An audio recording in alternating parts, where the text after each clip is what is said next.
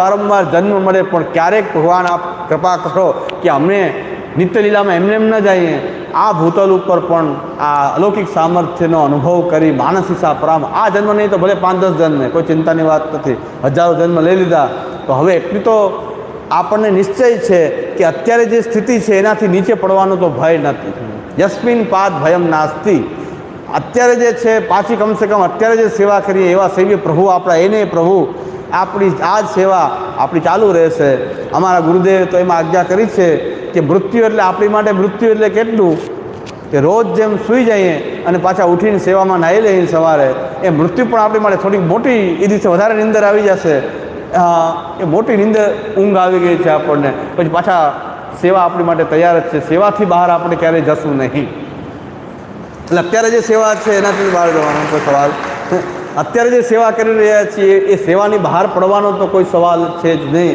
ખાલી રોજ સૂઈને ઉઠીએ છીએ, સેવામાં જઈએ છીએ, એમ ક્યારેક મોટું ઝોકું આવી જશે, વધારે થોડીક ઊંઘ લઈ અને પાછા નવીન દેહ ધારણ કરી અને કદાચ જન્મ મળશે તો જ્યાં સેવા હશે આ જ પ્રભુ આપણા આઠ ઠાકોરજી એ બિરાજતા હોય ત્યાં પાછો આપણો જન્મ થાય અને પાછા નાનપણથી જ આપણને ભગવત સેવાનું એ સુખ પ્રાપ્ત થાય.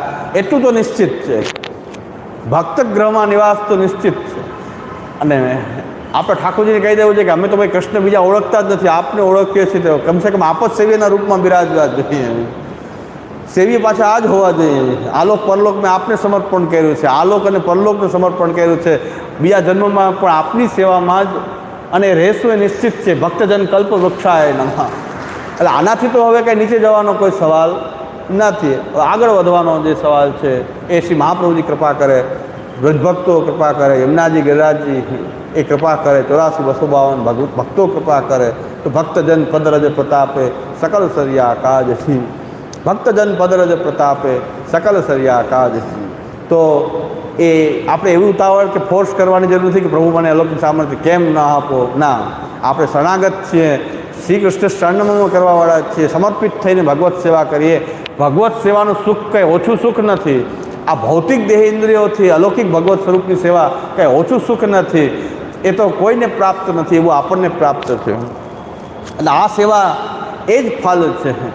બીજી જે ફલાનુભૂતિઓ જે વર્ણન છે, જે નિરોધાવસ્થા પછી પ્રાપ્ત થવાની જે છે એ આ જ સેવાની અંદર આગળ જતાં એ પ્રકટ થશે. તો ભક્ત ગ્રહમાં નિવાસ કરવામાં આપણને શું વાંધો છે? પાછો જન્મ લેવામાં શું વાંધો છે?